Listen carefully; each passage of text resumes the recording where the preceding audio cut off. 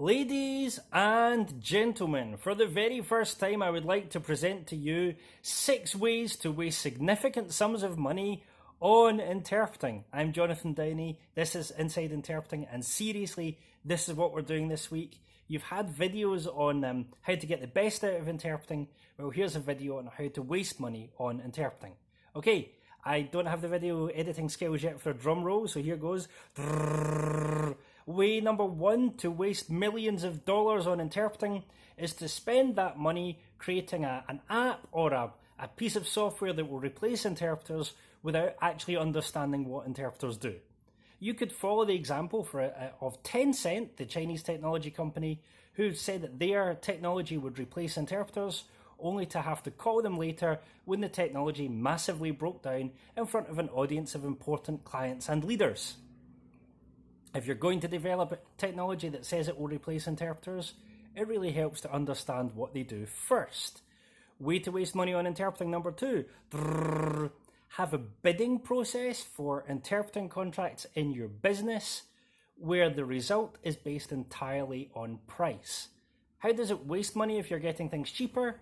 Well, almost every business who has done that has found to their cost that the interpreters who are happy to be the cheapest are not necessarily the interpreters who have the time, money, intention or determination to keep working on their interpreting to give you the standard of service that you need in your business. I would suggest if you're going to have a competitive bidding process, and that's by no means the best or easiest way to get interpreting in your business, that you follow the European Union example of making quality 70% of the result and price only 30%.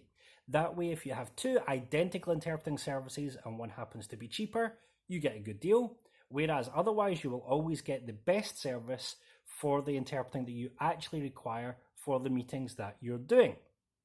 Way to waste money on interpreting number 3 is to do things in-house when they really need to be done professionally.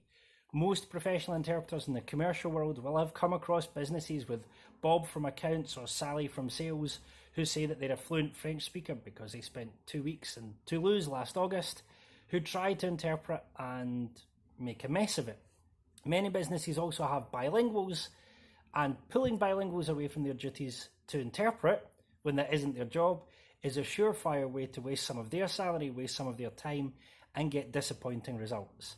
As a CEO of a large manufacturing company once said to me, understanding a language is absolutely not the same as being able to interpret in it, although of course it's required.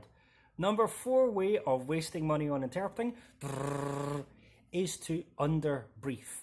No, I'm not talking anything about underwear. What I'm saying is pulling interpreters in at the last minute without telling them anything about what's going on, or refusing to give them important documents that they need to prepare is a surefire way to get disappointing results. Sadly, no interpreter has absolutely perfect command of every word that could ever exist in a language, and so it really helps them if they can have the agenda, if they can have the documents ahead of time, and the other bonus of this is it allows them to adapt their interpreting strategies and adapt sometimes the entire interpreting team to the results that you're trying to get.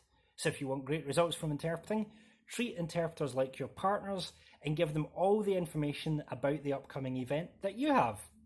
Number 5 way to waste money on interpreting, skimp out on equipment. As I found out at one event where the sound technician decided that he wouldn't bring 2 very important pieces of equipment, people really don't want to hear interpreting that sounds like it's being done through an empty crisp packet. Neither do they want to hear the main speakers coming through the PA sounding like they're trying to use a 1960s handheld radio. Equipment is a really big budget item. Clients see a lot of zeros and freak out, but if you've got good, reliable equipment suppliers, you will be glad that you paid the extra. That money will definitely be won back in gains in your sales, in your reputation, in your marketing. Please never ever skimp out on equipment. It just isn't worth it. And number 6 way to waste money on interpreting is to have bad conditions. You know, dark lights, or lights that don't work properly, or silly lights that are blinking out all the time, asking interpreters to do incredibly long shifts or to work on their own for long periods of time. It's a guaranteed way to get bad results and to waste your money. How do you get interpreting right? Do all of these things, but backwards. Use technology to improve interpreting rather than try to replace human interpreters. Put quality first in your bidding process.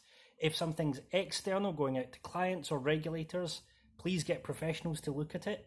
Write clear briefs with all of the documents, with all of the information that you have about the event. Get the right equipment from the right suppliers at the right time, and make sure that you understand why interpreters require certain things in their working conditions.